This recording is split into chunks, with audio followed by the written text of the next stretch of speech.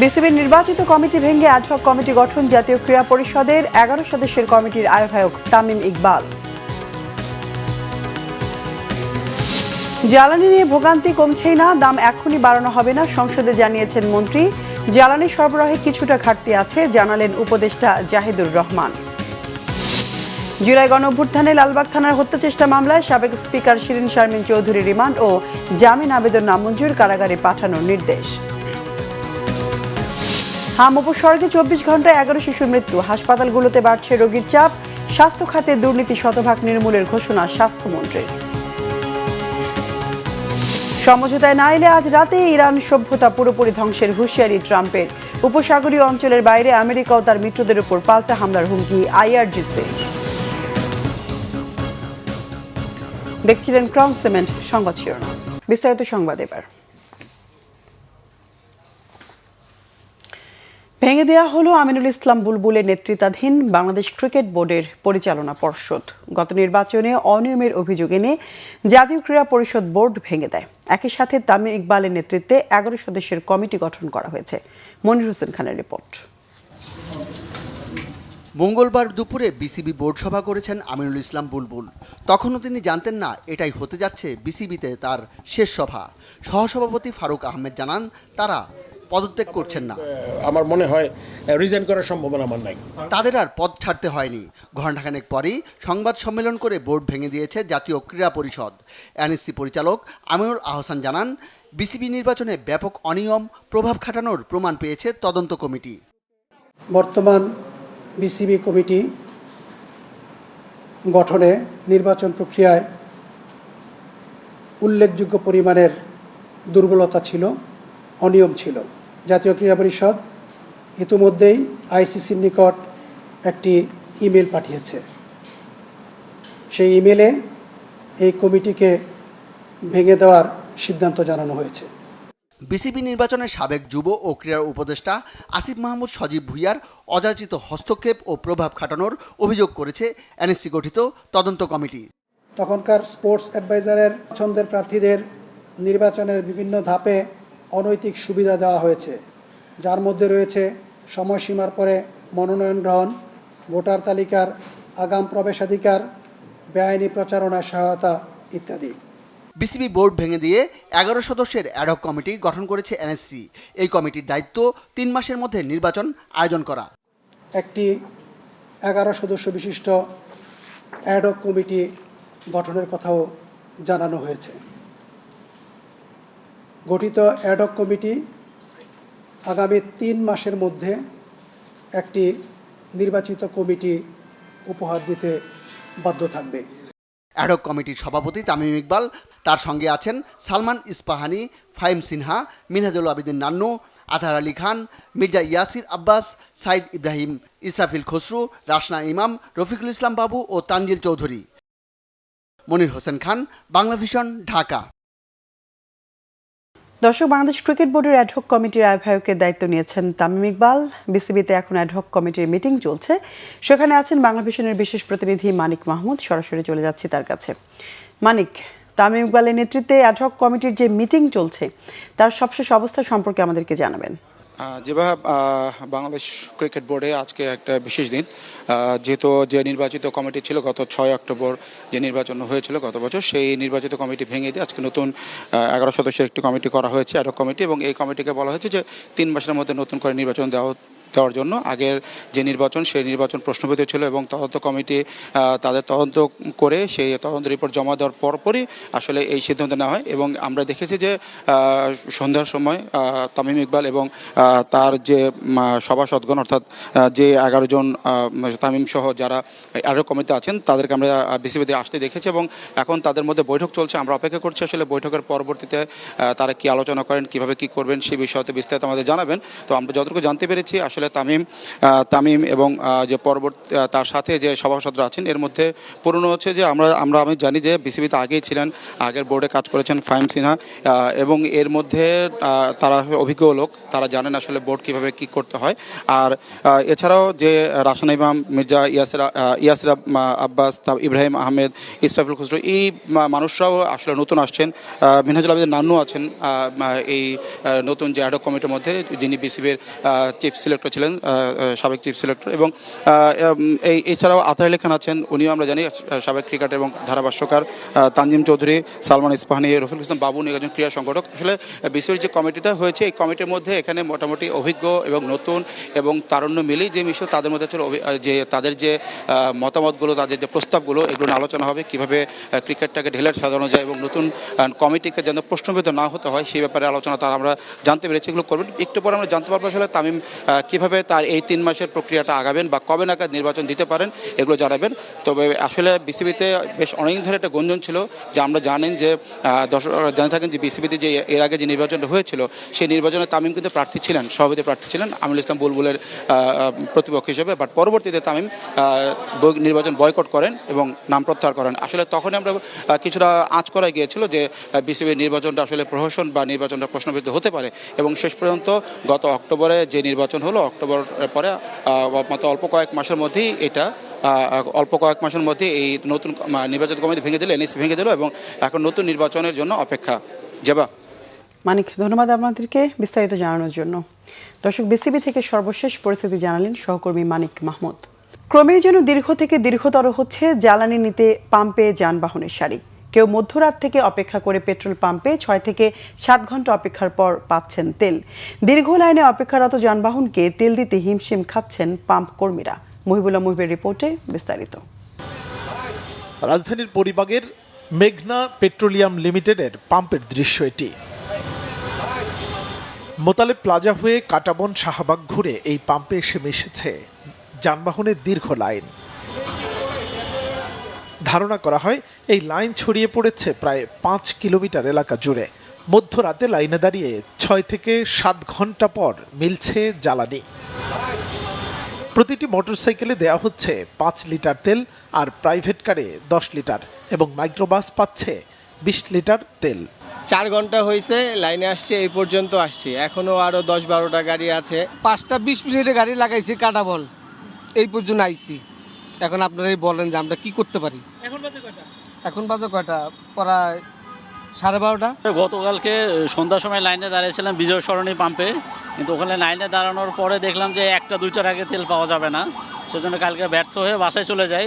আজকে সকাল 10:30 থেকে লাইনে দাঁড়াইছি কাটাবন থেকে, এখনও পাম্প কেবল চোখে দেখলাম আর কি। আমি মেরাদিয়া থেকে ঘুরে আসছি, সব পাম্পগুলা বন্ধ, যে জিগায় তেল নাই, রশিদে আটকে থুয়ে দিছে, ভিতরে তেল নাই বলতেছে। তো আমরা খোঁজ লাগে কোন জায়গায় তেল পাওয়া যায়, ওই জায়গায় সব মানুষগুলো আইসা পড়ে। তো ওই জায়গায় যে পাম্পগুলোর মধ্যে যে তেল নাই, কেন তেল নাই, ওই জায়গার মধ্যে তারা একটা জাগুক, জিজ্ঞেস করো কেন তেল দিতেছে না, কেন তেল বন্ধ করে রাখছে, কেন বলে তেল নাই। তাইলে তো আমরা তো আর এত হয়রানি হই না ভাই। হচ্ছে পাম্পে আপনি দেখেন যে একটা গাড়ি দিতে কত সময় লাগতেছে। আমার কাছে মনে হয় যে তেল যে পরিমাণে দিতে পারে তার চেয়ে স্লো গতিতে দেওয়াতে এত বড় লম্বা সিরিয়াল। জ্বালানি তেল নিয়ে এমন পরিস্থিতির মধ্যেও বাংলাদেশের দাম বাড়ানো হয়নি। তারপরও মানুষের মধ্যে তেল কেনা নিয়ে এই প্রতিযোগিতা বা অপেক্ষা কেন? শুধুমাত্র গ্রাহকরা, সাধারণ গ্রাহকরা প্যানিক হয়ে এই ঘরে, এই মাঠে বাজারে বিভিন্ন জায়গায় ট্যাঙ্কে যে ছোট ছোট ড্রামের মধ্যে মজুত করে এই ক্রাইসিসটা তৈরি করছে। এটা থেকে যদি বের হয়ে আসে, তেল নিয়ে আমাকে তেল নিতে হবে, ফুল ট্যাঙ্কি তেল নিতে হবে, এটা থেকে যদি বের হয়ে আসে তাহলে এই ক্রাইসিসটা থাকবে না। আমি মেঘনা পেট্রোলিয়ামে জব করি, আমি প্রধান সহকারী হিসেবে আছি। আমি একদম আস্থা নিয়ে বলছি, আমি বিশ্বাস রেখে বলছি, আমাদের সারা বাংলাদেশে যতগুলো ডিপো আছে সবগুলো ডিপোতে তেল ফুল করা আছে। আমি আজকেও খবর নিয়েছি চট্টগ্রামে নতুন জাহাজ আনলোড হচ্ছে এবং তার পিছনেও জাহাজ তৈরি আছে। তেলের কোনো রকম ক্রাইসিস নেই। ক্রাইসিস যদি ভবিষ্যতে হয় সারা পৃথিবীতেই হবে। যুদ্ধ পরিস্থিতি স্বাভাবিক না হলে এই সংকট কোথায় গিয়ে ঠেকে সে প্রশ্ন এখন সবার। মুহিবুল্লাহ মুহিব, বাংলা ভিশন, ঢাকা। জ্বালানি মন্ত্রী ইকবাল হাসান মাহমুদ জানিয়েছেন, জ্বালানির দাম এখনই বাড়ানো হবে না। দাম নিয়ে প্রতি মাসে সভা হয়, যদি প্রয়োজন হয় আইন অনুযায়ী সমন্বয় করে তখন দেখা যাবে। মঙ্গলবার জাতীয় সংসদে প্রশ্নোত্তর পর্বে এক প্রশ্নের উত্তরে তিনি এই তথ্য জানান। মৌলভীবাজার 2 আসনের সংসদ সদস্য মোহাম্মদ শওকতুল ইসলামের মনোযোগ আকর্ষণীয় নোটিশে মন্ত্রী জানান, দেশে জ্বালানি তেলের পর্যাপ্ত মজুদ আছে। সরকার বিভিন্ন উৎস থেকে জ্বালানি তেল সংগ্রহ করে সরবরাহ ঠিক রাখার চেষ্টা করছে। মন্ত্রী জানান, মধ্যপ্রাচ্য সমস্যার কারণে সারা বিশ্বে জ্বালানি সরবরাহ বিঘ্নিত হচ্ছে। তারপরও এখন দেশে 1,64,644 মেট্রিক টন ডিজেল আছে। এপ্রিলে আরও 1,38,000 মেট্রিক টনের বেশি দেশে আসবে। মন্ত্রী জানান, 10,500 টন অকটেন আছে, আরও 71,443 টনের বেশি এপ্রিলে আসবে। এছাড়া 16,000 টনের পেট্রোল আছে এবং এপ্রিলে আরও 36,000 টন আসবে। মন্ত্রী জানান, দক্ষিণ এশিয়ার সবগুলো দেশ জ্বালানির মূল্য বাড়ালেও দেশে এখনও তা করা হয়নি। এদিকে সংসদে অন্তর্বর্তী সরকারের সময়ে জারি করা অধ্যাদেশগুলোর মধ্যে আজ আরও 9টি বিল আকারে সংসদে পাশ করা হয়। আমাদের জ্বালানি তেলের মূল্য বৃদ্ধির ব্যাপারে একটি আইন আছে। সেই আইন অনুসারে আমরা প্রতি মাসে দামের সমন্বয় করি। গত মাসের সমন্বয় করে আমরা দাম বাড়াই নাই। আগামী মাসে আমরা দামের উপরে কাজ করছি। কাজ করে যদি সমন্বয় করে দেখা যায় যে দাম বৃদ্ধি করা এখনই প্রয়োজন, তাহলে আমরা ইনশাল্লাহ আলোচনা করে ক্যাবিনেটে নিয়ে তারপরে মূল্য বৃদ্ধি করার চিন্তা করব। সরকারি দলের সংসদীয় সভা জাতীয় সংসদ ভবনে অনুষ্ঠিত হয়েছে। সভাপতিত্ব করেন প্রধানমন্ত্রী ও সংসদ নেতা তারেক রহমান। আজ মঙ্গলবার জাতীয় সংসদ ভবনে সরকার দলীয় সভাকক্ষে এই সভা অনুষ্ঠিত হয়। দেশের সামগ্রিক পরিস্থিতি নিয়ে কথা বলেন সরকারি দলের সংসদ সদস্যরা। বিশেষ করে বৈশ্বিক যুদ্ধ পরিস্থিতিতে জ্বালানি সহ দ্রব্যমূল্য নিয়ন্ত্রণে রাখার বিষয়ে আলোচনা হয়। দেশের সাধারণ মানুষকে স্বস্তি দিতে সরকারের নেওয়া পদক্ষেপ নিয়ে আলোচনা করেন বিএনপি দলীয় সংসদ সদস্যরা। নির্বাচনী অঙ্গীকার বাস্তবায়নের বিষয়ে আলোচনা হয় সরকারি দলের সংসদীয় সভায়। জ্বালানি সরবরাহে কিছুটা ঘাটতি থাকলেও তা অস্বাভাবিক নয় বলে জানিয়েছেন প্রধানমন্ত্রী তথ্য সম্প্রচার উপদেষ্টা ডাক্তার জায়েদুর রহমান। তিনি বলেন, সংকট বাড়তে থাকলে কঠিন সিদ্ধান্ত নিতে হতে পারে সরকারকে। আর জ্বালানির মজুদের তথ্য জানতে অ্যাপস চালু করতে যাচ্ছে সরকার। সচিবালয়ে সংবাদ সম্মেলনে প্রধানমন্ত্রী এই উপদেষ্টা বলেন, অন্তর্বর্তী সরকারের দুর্নীতি থাকলে তা খতিয়ে দেখবে সরকার। দুদক পুনর্গঠনের পর এই কার্যক্রম গতিশীল করা হবে। রিপোর্ট সৈয়দ আব্দুল মুহিতের। দায়িত্ব নেয়ার পর বিএনপি সরকারের সার্বিক কর্মকাণ্ড নিয়ে মঙ্গলবার সচিবালয়ে সংবাদ সম্মেলন করেন প্রধানমন্ত্রী তথ্য ও সম্প্রচার উপদেষ্টা ডাক্তার জাহিদুর রহমান। তিনি বলেন, দুর্ভাগ্যজনক হলো সত্য, বিগত স্বৈরাচারী শাসনের পর ভঙ্গুর অর্থনীতি ও বৈশ্বিক সংকট সামাল দিতে হচ্ছে তাদের। জনগণ যেন এটা মনে করে এটার ঝড় ঝাপটা কোনো না কোনো ফর্মে আমাদের সবার উপরেই কম বেশি পড়বে। জ্বালানি সংকট নিরসনে সরকারের পদক্ষেপ জানান উপদেষ্টা। বলেন, এলডিসি গ্রাজুয়েশনের জন্য এখনই প্রস্তুত নয় সরকার। ফুয়েলের জন্য একটা অ্যাপ তৈরি হচ্ছে, মানে ওই অ্যাপ ছাড়া কেউ ফুয়েল দিতে পারবেন না। তখন আপনি যেখানেই যান না কেন সেই অ্যাপ ওটা দেখিয়ে দেবে আপনি কতটুকু ফুয়েল নিয়েছেন। প্রত্যেকটা ভেহিক্যালের জন্য প্রত্যেকের জন্য একটা নির্দিষ্ট পরিমাণ ফুয়েল বরাদ্দ থাকবে, তার যতটা প্রয়োজন হয়। সো আমি আপনার প্রশ্নের জবাব হচ্ছে এটা যে মানুষ কতটা প্যানিক বাইং করছে বা স্টোর করছেন, নিয়ে আবার রেখে দিচ্ছেন, সেটা আমরা খুব অল্প সময়ের মধ্যে জেনে যাব। সাপ্লাইয়ের সংকট আছে, কিন্তু আমরা যখন অ্যাপটা চালু করব, এটা পর্যায়ক্রমে খুব দ্রুতই আমরা চালু করে ফেলতে পারবো। তখন আসলে এই জিনিসটা আমরা ডিটেক্ট করতে পারবো এবং আমরা বিশ্বাস করি একটা বড় কারণ এটা একটা নতুন সরকার জ্বালানি মূল্য বাড়িয়ে যে সংকটগুলো হতে পারে সেটা না করে দেখা। যদি সংকট বাড়তে থাকে তখন এই অফিস বলেন বা মার্কেট বলেন, সব ক্ষেত্রে আমরা নিশ্চয়ই আরো টাফার সিদ্ধান্ত নিতে হতে পারে।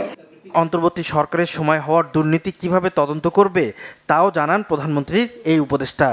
দুদক পুনর্গঠিত হলে দুদক এই কাজগুলো দুদকের মাধ্যমে শুরু হবে, কারণ দুর্নীতি মানে এটা কে করেছে সেই ইস্যু না। এই সরকারের মধ্যেও এই দুর্নীতি আছে কিনা, এই দুর্নীতি হ্রাস যেহেতু এই সরকার টানতে চায়, এই সরকারের মধ্যেও এসব হচ্ছে কিনা সেই খোঁজ খবর খুব অবশ্যই রাখা হবে।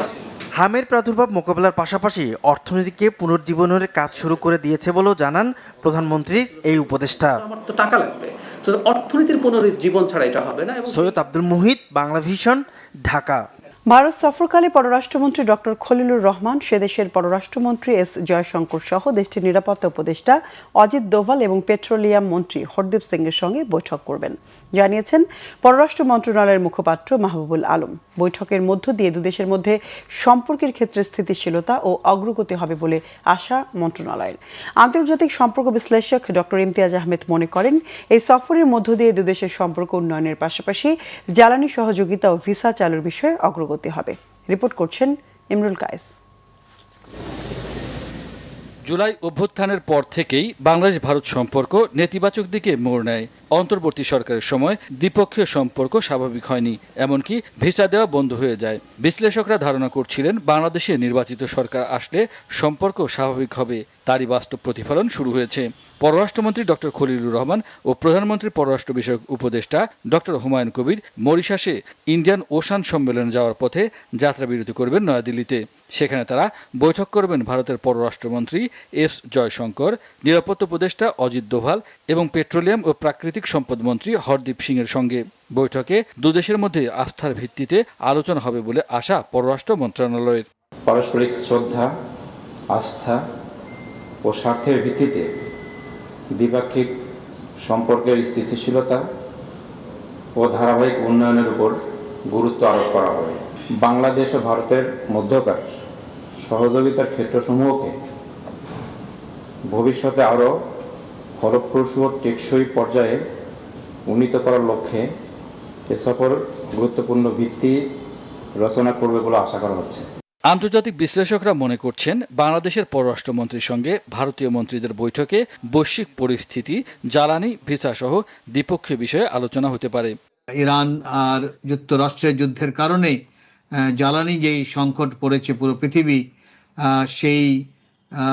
সেখানে এনার্জি সিকিউরিটি বা জ্বালানির নিরাপত্তা কিভাবে করা যায়, দ্বিতীয় ভিসা রেজিম আরও তৎপর কিভাবে করা যায়, সেই জায়গায় কত তাড়াতাড়ি খোলা যায়, কারণ বড় একটা প্রেশার আছে বাংলাদেশের জনগণ স্বাস্থ্যের কারণে, শিক্ষার কারণে, এমনকি ট্যুরিজমের কারণেও বেড়াতে যায়। তো সেটা আমি মনে করি দিল্লিও চেষ্টা করবে এখানে একটা পিপল সেন্ট্রিক সম্পর্ক তৈরি করার ব্যাপারে। আন্তর্জাতিক অপরাধ ট্রাইব্যুনালে দণ্ডিত সাবেক প্রধানমন্ত্রী সহ অন্যদের ভারতে আশ্রয় গ্রহণ দুদেশের সম্পর্কের অগ্রগতিতে বাধা হবে না বলে মনে করেন এই বিশ্লেষক। শেখ হাসিনা এই প্রথমবার আশ্রয় নিয়েছে দিল্লিতে, এটাও ঠিক না। উনি তিনবার আশ্রয় নিয়েছে, একবার ৭৫-এর পরে, আরেকবার যখন প্রেসিডেন্ট জিয়া রহমান যখন অ্যাসিসিনেট হয় তখনও কিন্তু উনি চলে গিয়েছিলেন দিল্লিতে, আর এবার তৃতীয়বার। তো তাতে বাংলাদেশের সম্পর্ক ভারতের সাথে এগিয়ে গেছে যেভাবে যাওয়ার কথা। তো আমার মনে হয় না যে এটা বড় একটা বিষয় হবে। দিল্লি থেকে ভারতীয় পররাষ্ট্রমন্ত্রীর সঙ্গে একই বিমানে মরিশাস যাবেন পররাষ্ট্রমন্ত্রী সহ বাংলাদেশের প্রতিনিধি দল। ইমরুল কায়েস, বাংলা ভিশন, ঢাকা। মালয়েশিয়া থেকে আগামীকাল ২৬,০০০ টন অকটেন এবং ২৫,০০০ টন ফার্নেস সহ মোট ৫১,০০০ মেট্রিক টন জ্বালানি তেল নিয়ে আসছে দুটি ফুয়েল ট্যাঙ্কার। জ্বালানি তেলের এই বড় চালানগুলো দেশের অভ্যন্তরীণ চাহিদা মেটাতে গুরুত্বপূর্ণ ভূমিকা রাখবে আশা বাংলাদেশ পেট্রোলিয়াম কর্পোরেশন বিপিসির। প্রতিষ্ঠানটির সহকারী ব্যবস্থাপক গণসংযোগ ফারজিন হাসান মৌমিতা জানান, এমটি সেন্ট্রাল স্টার নামের একটি ফুয়েল ট্যাঙ্কার ২৬,০০০ মেট্রিক টন পরিশোধিত অকটেন নিয়ে আগামীকাল রাতে চট্টগ্রাম বন্দরে বহির্নোঙরে পৌঁছানোর কথা রয়েছে। একই দিনে প্রায় ২৫,০০০ মেট্রিক টন ফার্নেস অয়েল নিয়ে এমটি স্টার্ন কুইন্স নামের আরেকটি জাহাজও বহির্নোঙরে পৌঁছবে বলে নিশ্চিত করেছে বিপিসি কর্তৃপক্ষ। চট্টগ্রাম বন্দর কর্তৃপক্ষের সচিব সৈয়দ রেফায়েত হামিম জানান, দেশে চলমান জ্বালানি সংকট নিরসনে তেল ও গ্যাস নিয়ে আসা জাহাজগুলোকে অগ্রাধিকার ভিত্তিতে বার্থিং দেয়া হচ্ছে। বাংলাদেশ পেট্রোলিয়াম কর্পোরেশন বিপিসির চেয়ারম্যান মোহাম্মদ রেজানুর রহমান জানান, দেশে তেলের সংকট নেই। মধ্যপ্রাচ্যে চলমান যুদ্ধ পরিস্থিতির মাঝেও জ্বালানি তেলের আমদানি ও সরবরাহ ব্যবস্থা স্বাভাবিক রাখছে বিপিসি। চুক্তিবদ্ধ প্রতিষ্ঠানগুলোর পাশাপাশি নতুন উৎস থেকেও এ মাসে তেল পাওয়া যাবে। এর বাইরে চুক্তি অনুযায়ী তেল আসছে। লালবাগ থানার আশরাফুল হত্যাচেষ্টা মামলায় সাবেক স্পিকার ডক্টর শিরিন শারমিন চৌধুরীকে রিমান্ড ও জামিনের আবেদন নামঞ্জুর করে কারাগারে পাঠিয়েছে আদালত। মঙ্গলবার ভোরে গ্রেফতারের পর তাকে দুপুরে আদালতে হাজির করা হয়। হত্যাচেষ্টা মামলায় শিরিন শারমিনকে গ্রেফতার নিয়ে আসামি পক্ষ আপত্তি তুললেও রাষ্ট্রপক্ষ বলছে, সুনির্দিষ্ট অভিযোগের ভিত্তিতেই তাকে গ্রেফতার দেখানো হয়েছে। বিস্তারিত জানাচ্ছেন জিয়া খান। ২০২৪-এর ৫ আগস্টের পর থেকে আত্মগোপনে থাকা জাতীয় সংসদের সাবেক স্পিকার ডক্টর শিরিন শারমিন চৌধুরীকে মঙ্গলবার ভোরে আটক করে ঢাকা মহানগর গোয়েন্দা পুলিশ। ডিবি পুলিশ জানায়, রাজধানীর ধানমন্ডির একটি বাসা থেকে আটকের পর তাকে নেওয়া হয় ডিবি কার্যালয়ে। পরে গণ অভ্যুত্থানের সময় ভাঙচুর ও হত্যাচেষ্টা মামলায় তাকে গ্রেফতার দেখানো হয়। তাকে রাত ৪টার পরে তার ধানমন্ডি থেকে গ্রেফতার করা হয়েছে এবং ৫টার দিকে ডিবি হেফাজতে নিয়ে আসা হয়েছে। এবং ডিএমপির বনানী, উত্তরা, যাত্রাবাড়ি, লালবাগ, বাড্ডা এই সকল থানায় তার বিরুদ্ধে মামলা আছে। মঙ্গলবার দুপুরে শিরিন শারমিনকে আদালতে হাজির করে 2 দিনের রিমান্ড চায় পুলিশ। এ সময় আদালত তার জামিন ও রিমান্ড আবেদন নামঞ্জুর করে কারাগারে পাঠানোর আদেশ দেন। এই মামলায় যেহেতু সে এজাহার নামী আসামি এবং সে ফ্যাসিস্টের অন্যতম সহযোগী হওয়ার কারণে তাকে স্পিকারের মতো একটা বড় ধরনের পদে তাকে অধিষ্ঠিত করেছিল। তার কাছে বৈষম্যবিরোধী ছাত্র আন্দোলনে যে আমাদের 1500 আমাদের ছাত্র জনতাকে হত্যা করা হয়েছে এবং 20,000-এর নেতাকর্মীকে চোখ, হাত, পা অঙ্গহানি করে তাদেরকে আহত করা হয়েছে, এই সব ঘটনার সঙ্গে, এইসব পরিকল্পনার সঙ্গে এবং গণভবন সহ বিভিন্ন জায়গায় যে পরিকল্পনাগুলো করা হয়েছিল এটার সঙ্গে এই শিরিন শারমিন চৌধুরী জড়িত। শুনানিতে নারী ও সাবেক স্পিকার হওয়ার কারণ দেখিয়ে ডক্টর শিরিন শারমিন চৌধুরীর জামিন আবেদন করেন তার আইনজীবীরা। উনি যখনই স্পিকার হিসেবে শপথ নিয়েছেন ওনার সমস্ত রাজনৈতিক সম্পৃক্ততা অফ হয়ে গিয়েছে। উনি একজন নিরপেক্ষ ব্যক্তি ছিলেন, ওনার নামে এই পর্যন্ত কোনো ব্যাড রেকর্ড নাই এবং আগাগোড়া উনি একজন কমপ্লিট ক্লিন মানুষ এবং উনি প্রথমত নারী এবং যে সমস্ত খুন এবং অন্যান্য আপনার এলিগেশন যেগুলোতে বেল দেওয়া যায় না, অজামিনযোগ্য অপরাধেও সুপ্রিম কোর্টের সেটেল প্রিন্সিপাল অফ ল অনুযায়ী একজন নারীকে বিজ্ঞ আদালত বেল দিতে পারে। এই মামলা ছাড়াও ডক্টর শিরিন শারমিন চৌধুরীর বিরুদ্ধে রাজধানী সহ সারা দেশে আরও 7টি মামলা রয়েছে। শেখ হাসিনার সরকার পতনের 27 দিনের মাথায় 2024 সালের 2রা সেপ্টেম্বর স্পিকার পদ থেকে পদত্যাগ করেন শিরিন শারমিন। 2013 সালে স্পিকার নির্বাচিত হওয়ার পর থেকে টানা এ পদে দায়িত্বে ছিলেন। জিয়া খান, বাংলা ভিশন, ঢাকা। 11 দলীয় জোট নেতারা অভিযোগ করেছেন, গণভোটের রায় বাস্তবায়নে ছলচাতুরির আশ্রয় নিচ্ছে সরকার। রাজনৈতিক ভারসাম্য রক্ষায় গুরুত্বপূর্ণ অধ্যাদেশের মধ্যে 20টি অধ্যাদেশ পাশ না করার সিদ্ধান্ত দেশকে অস্থিতিশীলতা ও হুমকিতে ফেলবে। গণপরিষদের অধিবেশন আহ্বান ও গণভোটের রায় বাস্তবায়নে দেশব্যাপী বিক্ষোভ মিছিল সহ 5 দিনের নতুন কর্মসূচি ঘোষণা করেছে 11 দলীয় ঐক্য। রাজধানীর মগবাজারের আলফালা মিলনায়তনে 11 দলীয় জোটের শীর্ষ নেতাদের বৈঠক অনুষ্ঠিত হয়। বৈঠক শেষে জোট নেতারা অভিযোগ করেন, 133টি অধ্যাদেশের মধ্যে ফ্যাসিবাদ রোধে, রাজনৈতিক ভারসাম্য রক্ষায় গুরুত্বপূর্ণ অধ্যাদেশের মধ্যে 20টি অধ্যাদেশ পাশ না করার সিদ্ধান্তে জনরায়কে উপেক্ষা করা হয়েছে, যা দেশকে অস্থিতিশীলতার হুমকিতে ফেলছে। সরকার সময়ের বাধ্যবাধকতার অজুহাতে তড়িঘড়ি করে অনেক গুরুত্বপূর্ণ বিষয়কে এড়িয়ে যাচ্ছে। সরকার জনরায়কে উপেক্ষা করছে। অবিলম্বে সংবিধান সংস্কার পরিষদের অধিবেশন আহ্বান করে গণভোটের রায় বাস্তবায়নের দাবিতে রাজপথে ধারাবাহিক আন্দোলনের প্রস্তুতি নিয়ে 11 দলীয় জোট মাঠে নামবে বলে জানান জোট নেতারা। রাজশাহী, ময়মনসিংহে হাম রোগে মারা গেছে 4 শিশু। দেশের বিভিন্ন হাসপাতালে বাড়ছে হাম আক্রান্ত রোগীর সংখ্যা। রাজশাহীতে হাম ভাইরাস উদ্বেগজনক। 24 ঘন্টায় রাজশাহী মেডিকেলে হামের উপসর্গ নিয়ে 1 রোগীর মৃত্যু হয়েছে। একই সময়ে রয়্যাল নামে একটি প্রাইভেট ক্লিনিকে আরও 2 জনের মৃত্যু হয়। রাজশাহী মেডিকেলে নতুন করে 18 জন রোগী ভর্তি হয়েছে। হামের উপসর্গ নিয়ে 123 জন রোগী চিকিৎসাধীন।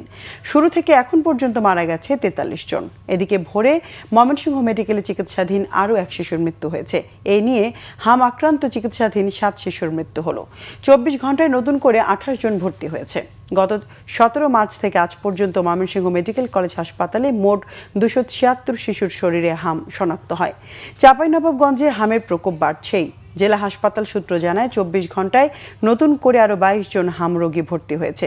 চলতি বছরের জানুয়ারি থেকে এ পর্যন্ত জেলায় মোট 446 জন হাম রোগী হাসপাতালে ভর্তি হয়েছেন। সবশেষ তথ্য মতে জেলায় হামে মৃতের সংখ্যা বেড়ে দাঁড়িয়েছে 7 জনে। পরিস্থিতি মোকাবেলায় স্বাস্থ্য বিভাগ সার্বক্ষণিক নজরদারি করছে বলে জানান হাসপাতালের তত্ত্বাবধায়ক ডাক্তার মশিউর রহমান। রাজধানী ঢাকার হাসপাতালগুলোতে বাড়ছে হাম আক্রান্ত রোগীর চাপ। রাজধানীর ডিএনসিসি কোভিড-19 হাসপাতালে চিকিৎসা নিচ্ছেন 713 জন হাম আক্রান্ত রোগী। গত 16 দিনে হামে 4 শিশুর মৃত্যু হয়েছে হাসপাতালটিতে। এদিকে স্বাস্থ্য অধিদপ্তর জানিয়েছে, গত একদিনে সারা দেশে হামে 11 জনের মৃত্যু হয়েছে, আর হাম সন্দেহে হাসপাতালে ভর্তি হয়েছে 1236 জন। স্বাস্থ্যমন্ত্রী সরদার মোহাম্মদ শওকত হোসেনের দাবি, কার্যকর পদক্ষেপ নেওয়ায় হামে আক্রান্ত রোগীর মৃত্যুর হার কমেছে। দুর্নীতি করতেই স্বাস্থ্যের কেনাকাটায় মারপ্যাচ রাখা হয়, এমন অভিযোগ করে স্বাস্থ্যমন্ত্রী এই খাতের দুর্নীতি শতভাগ নির্মূলের ঘোষণা দেন। আসমা আক্তার নুপুরের রিপোর্ট। ঢাকার বাইরে উন্নত চিকিৎসা না পেয়ে অনেকে ভিড় করছেন রাজধানীতে। গত একদিনে 290 জন হাম নিয়ে ভর্তি হয়েছে রাজধানীর ডিএনসিসি কোভিড-19 হাসপাতালে। হাসপাতালটিতে মোট হাম আক্রান্ত রোগী আছে 713 জন। এদের মধ্যে 48 জনের অবস্থা ঝুঁকিপূর্ণ। হাম হয়েছে, হাম হওয়ার পরে চোখে আর মুখে গা হয়েছে। এই যে বাচ্চার গায়ে র্যাশ হয়েছে, তারপরে চোখে হয়েছে, জ্বর, ঠান্ডা, কাশি, পাতলা পায়খানা। নারায়ণগঞ্জ থেকে আসছি, বাচ্চার হামের সমস্যা হয়েছে, আমরা প্রথম বুঝতে পারিনি। এখানে আমি 7-8 দিন হয়েছে আসছি, আগের থেকে একটু সুস্থ। সব মিলিয়ে ডিএনসিসির হাসপাতালটির মতো অন্য হাসপাতালগুলোতে আক্রান্ত শিশুদের অনেকের বয়স 9 মাসের নিচে। টিকা নিয়েও আক্রান্ত হচ্ছে অনেক শিশু। ডাক্তারের টিকা কার্ড দেখালাম যে এই রুগী টিকা দেওয়ার পরেও এই হাম হয়েছে। 9 দিন ট্রিটমেন্ট করার পরে ভালো হচ্ছে না। র্যাশগুলো ভালো হয়েছে কিন্তু খুব শ্বাসকষ্ট হয়েছে, তারপরে ম্যাম এখানে পাঠাইছে, এখন একটু ভালো। ঢাকার এই বিশেষায়িত হাসপাতালটির চিকিৎসকরা বলছেন মূলত শিশু রোগীর সংখ্যাই বেশি। অনেক ক্ষেত্রে দেরিতে হাসপাতালে আসার কারণে রোগীদের জটিলতা বাড়ছে, ফলে চিকিৎসা ব্যবস্থাপনাও কঠিন হয়ে উঠছে। বর্তমানে যেমন সবার মধ্যে একটা হামের সম্পর্কে একটা ভীতি তৈরি হয়েছে, সচেতনতা তৈরি হয়েছে, ফলে এখন জ্বর আসলেই সবাই একটু হাম কিনা চিন্তা করা শুরু করে। তো অবশ্যই যদি জ্বরের, এর জন্য আমরা যেটা বলে থাকি যে হামের উপসর্গযুক্ত কোনো রোগী যদি মানে আপনার থাকে, সাথে সাথে তাকে আইসোলেট করে ফেলুন। তাকে আইসোলেট করে ফেলুন, তাকে আলাদা করে ফেলুন, অন্য বাচ্চাদের থেকে আপনারা আলাদা করে ফেলুন এবং তাদেরকে যথাসম্ভব একজন এমবিবিএস ডাক্তার কারোর সাথে যোগাযোগ করে তার চিকিৎসা যথাসম্ভব তাড়াতাড়ি শুরু করুন। বিশ্ব স্বাস্থ্য দিবসের অনুষ্ঠানে স্বাস্থ্যমন্ত্রী সরদার সাখাওয়াত হোসেন দুর্নীতির বিরুদ্ধে কঠোর হুঁশিয়ারি দিয়ে বলেন, নৈতিকতার উন্নতি না হলে স্বাস্থ্য খাতের উন্নয়ন সম্ভব নয়। আমরা এই মিজেলসটাকে ফাইট করার জন্য যে আপনি যেটা বললেন, শুধু ডিএনসিসি না, আমরা প্রত্যেক জায়গায় আইসোলেশন বেড আমরা গ্রাম লেভেল পর্যন্ত বলে রেখেছি, 3-4টা বেড করে আমরা ওখানে রেডি রাখতেছি। বড় বড় হসপিটালগুলিতে পর্যাপ্ত পরিসরে ওয়ার্ডের ব্যবস্থা করা হচ্ছে, ইন্টেনসিভ কেয়ার ইউনিট যেখানে যেখানে আছে এগুলিকে শক্তিশালী করা হচ্ছে, ভেন্টিলেটরের ব্যবস্থা করা হচ্ছে। আমরা মেজার্স নিচ্ছি, ডাক্তার যেগুলি বলছেন এগুলি শর্টেজ আমাদের অনেকখানে আছে, এখানে কিন্তু রোগী আর ভর্তি নিতে পারছে। আমরা অন্য জায়গায় আমাদের আরও আমরা শিশু হাসপাতাল আছে, আমরা সব জায়গায় মানে খোলা করতেছি, বিভিন্ন জায়গায় শিফট করতেছি। হাম পরিস্থিতি নিয়ন্ত্রণে আনতে আগামী 12 এপ্রিল থেকে ঢাকার 2 সিটি কর্পোরেশন এলাকায়, Mymensingh city, Barishal city corporation এলাকায় হামের টিকা কার্যক্রম শুরু হবে। 3 মে থেকে দেশব্যাপী এই টিকা কার্যক্রম শুরু হবে বলে জানান স্বাস্থ্যমন্ত্রী। আসমা আক্তার নূপুর, বাংলাভিশন, ঢাকা। প্রধানমন্ত্রীর রাজনৈতিক উপদেষ্টা রুহুল কবির রিজভী বলেছেন, সরকারের কাছে জনগণের প্রত্যাশা যে কোনো মহামারী মোকাবেলায় দ্রুত কার্যকর পদক্ষেপ নেওয়া হবে। জনগণের ভোটে নির্বাচিত বর্তমান সরকারের স্বাস্থ্য মন্ত্রণালয়কেও সে প্রত্যাশা অনুযায়ী হাম মোকাবেলায় দ্রুত পদক্ষেপ নেওয়ার আহ্বান জানান তিনি। মঙ্গলবার কেন্দ্রীয় শহীদ মিনারে বিশ্ব স্বাস্থ্য দিবস উপলক্ষে আয়োজিত র্যালির উদ্বোধন করে এসব কথা বলেন তিনি। অভিযোগ করেন, অন্তর্বর্তী সরকারের অন্যান্য খাতে সফলতা থাকলেও স্বাস্থ্য খাতে গাফিলতির কারণে এ খাত পিছিয়ে পড়েছে। এই সরকারের অঙ্গীকার বাস্তবায়ন হয়েছে, ভোটের কালি মুছতে না মুছতেই অঙ্গীকার বাস্তবায়ন হচ্ছে, কিন্তু জনস্বাস্থ্যকে আরো বেশি গুরুত্ব দিতে হবে। গত 15 বছর কোনো গুরুত্ব দেওয়া হয়নি, অন্তর্বর্তী সরকারের সময়েও কিছুটা অথর্বতার কারণে সুনজর দেওয়া হয়নি এই সেক্টরে। তো সুতরাং বর্তমান জনগণের দ্বারা নির্বাচিত সরকারকে অতি দ্রুত এই হাম মোকাবেলায় কাজ করতে হবে। ইরান প্রসঙ্গ এবার। আজ রাতেই পুরো ইরান সভ্যতা ধ্বংসের হুঁশিয়ারি দিয়েছেন মার্কিন প্রেসিডেন্ট ডোনাল্ড ট্রাম্প। হরমুজ প্রণালী খুলে না দিলে এই পরিণতি হবে বলে হুমকি দেন ট্রাম্প। হরমুজ ইস্যুতে ইরানকে দেয়া 48 ঘন্টার আলটিমেটাম শেষ হওয়ার কয়েক ঘন্টা আগে এক টুইটে এই হুঁশিয়ারি দেন তিনি। তবে এতে পাত্তা না দিয়ে পাল্টা হুঁশিয়ারি দিয়েছে ইরানও। সাফ জানিয়ে দিয়েছে, ইরানে হামলা জোরালো হলে এবার উপসাগরীয় অঞ্চলের বাইরে যুক্তরাষ্ট্র ও তার মিত্রদের তেল গ্যাস ক্ষেত্রে আঘাত হানবে তেহরান। পাল্টাপাল্টি করা এই হুমকিতে যুদ্ধ ভয়াবহ রূপ নেওয়ার আশঙ্কা করা হচ্ছে।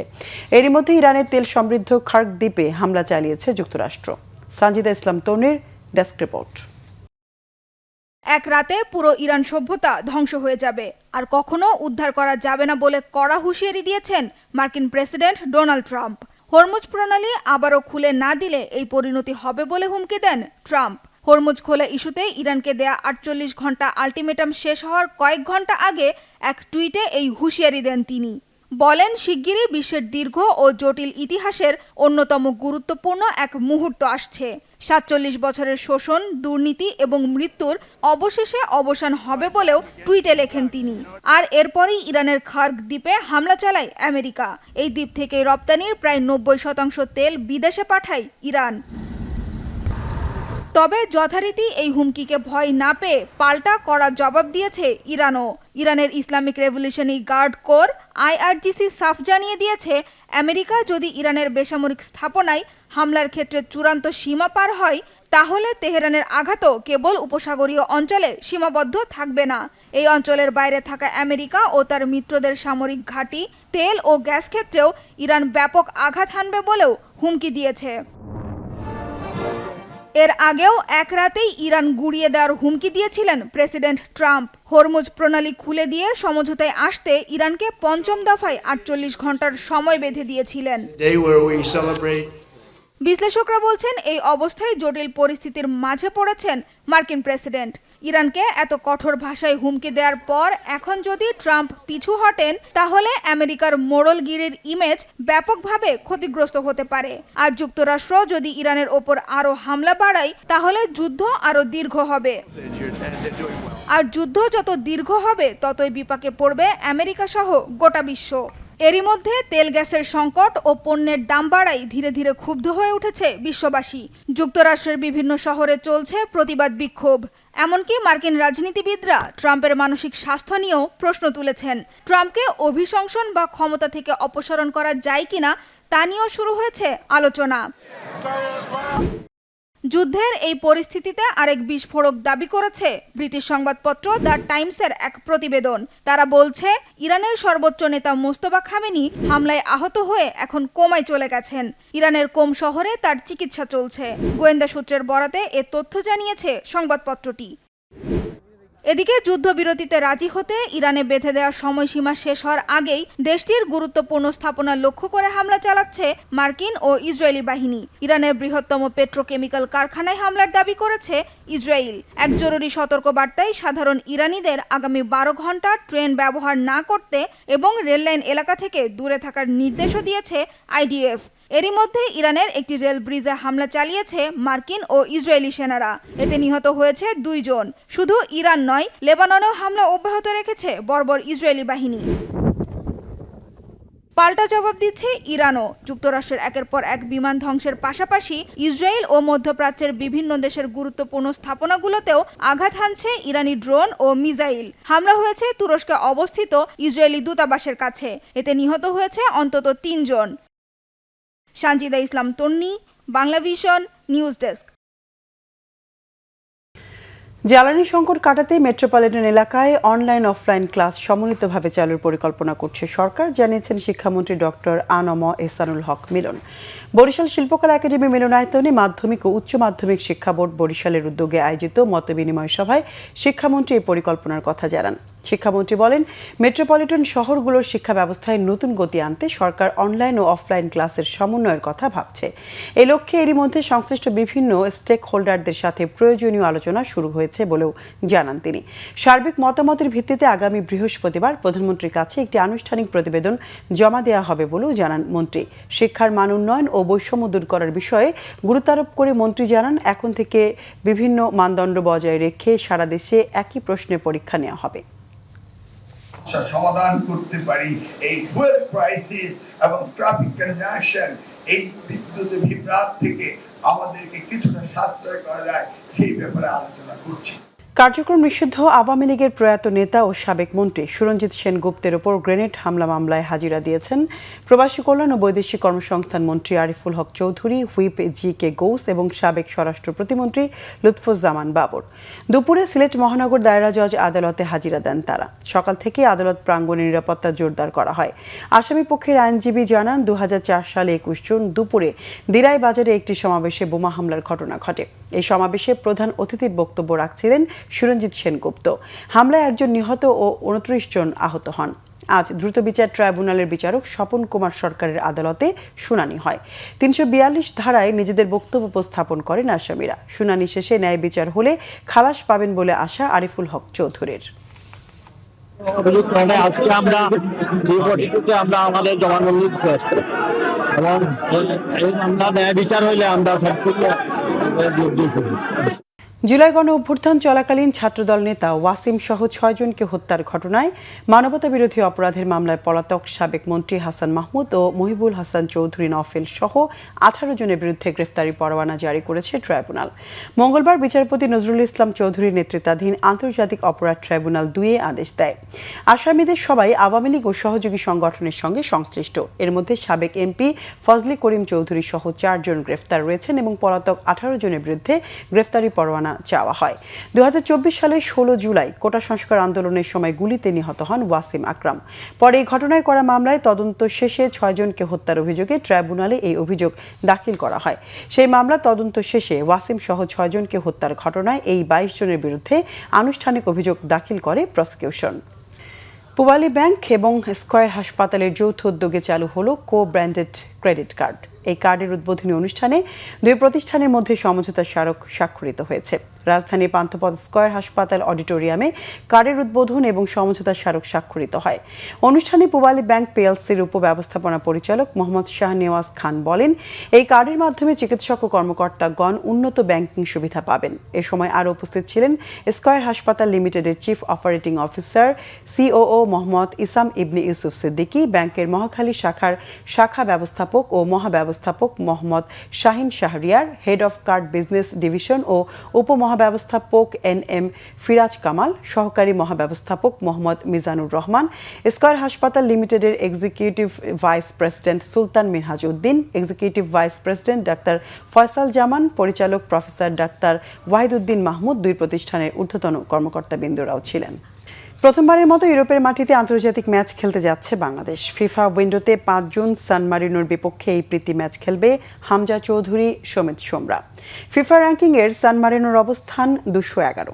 ইউরোপিয়ান দেশ হয়েও ফিফা র্যাঙ্কিংয়ের সবচেয়ে দুর্বল ফুটবল দেশ সান মারিনো। 2026 বিশ্বকাপ বাছাই পর্বে 8 ম্যাচের সবগুলোতেই হেরেছে এবং 2 গোল দিয়ে হজম করেছে 39টি। যদিও 1993 সালে ফিফা র্যাঙ্কিংয়ে 118তম স্থানে ছিল সান মারিনো, যা তাদের সেরা র্যাঙ্কিং। ফিফা র্যাঙ্কিংয়ে বাংলাদেশের বর্তমান অবস্থান 181। সান মারিনো চেয়ে 30 ধাপ উপরে বাংলাদেশ। যদিও বাংলাদেশের সাম্প্রতিক রেজাল্ট প্রত্যাশিত নয়। এশিয়ান কাপ বাছাই পর্বে সিঙ্গাপুরের বিপক্ষে হোম অ্যান্ড অ্যাওয়েতে হেরেছে। হংকংয়ের বিপক্ষে অ্যাওয়ে ম্যাচে 1-1 গোলে ড্র করলেও হোম ম্যাচে হেরেছে।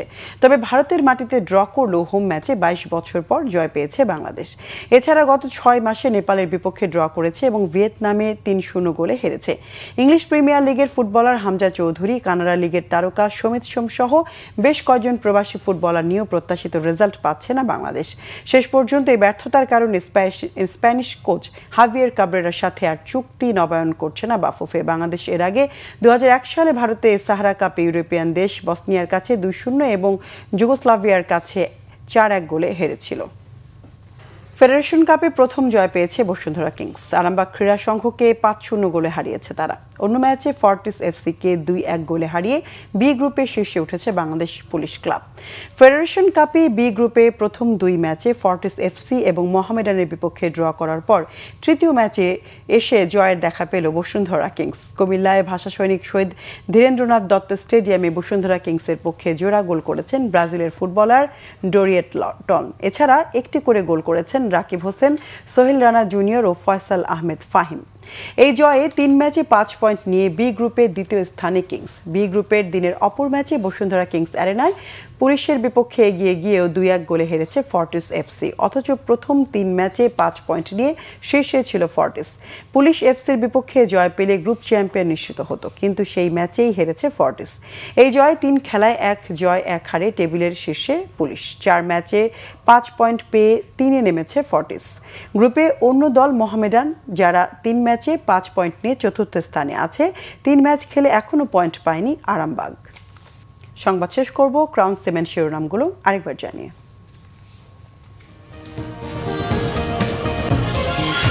বিসিবি নির্বাচিত কমিটি ভেঙে অ্যাডহক কমিটি গঠন। জাতীয় ক্রীড়া পরিষদের 11 সদস্যের কমিটির আহ্বায়ক তামিম ইকবাল। জ্বালানি নিয়ে ভোগান্তি কমছেই না, দাম এখনই বাড়ানো হবে না, সংসদে জানিয়েছেন মন্ত্রী। জ্বালানি সরবরাহে কিছুটা ঘাটতি আছে, জানালেন উপদেষ্টা জাহিদুর রহমান। জুলাই গণঅভ্যুত্থানে লালবাগ থানার হত্যা চেষ্টা মামলায় সাবেক স্পিকার শিরিন শারমিন চৌধুরী রিমান্ড ও জামিন আবেদন নামঞ্জুর, কারাগারে পাঠানোর নির্দেশ। হাম উপসর্গে 24 ঘন্টায় 11 শিশুর মৃত্যু, হাসপাতালগুলোতে বাড়ছে রোগীর চাপ, স্বাস্থ্য খাতের দুর্নীতি শতভাগ নির্মূলের ঘোষণা স্বাস্থ্যমন্ত্রীর। সমঝোতায় না এলে আজ রাতে ইরান সভ্যতা পুরোপুরি ধ্বংসের হুঁশিয়ারি ট্রাম্পের, উপসাগরীয় অঞ্চলের বাইরে আমেরিকা ও তার মিত্রদের উপর পাল্টা হামলার হুমকি IRGC-র। দর্শক, ছিল এখনকার মতো, পরের সংবাদ রাত 10:30। এর আগে নটে রয়েছে নিউজ 20, দেখার আমন্ত্রণ রইল। এছাড়া বাংলাভিশন সংবাদ ও সংবাদ সংশ্লিষ্ট অনুষ্ঠান দেখতে ভিজিট করুন www.bvnews24.com ও facebook.com/banglavishnnews এবং সাবস্ক্রাইব করুন youtube.com/banglavishnnews। এতক্ষণ সঙ্গে থাকার ধন্যবাদ সবাইকে।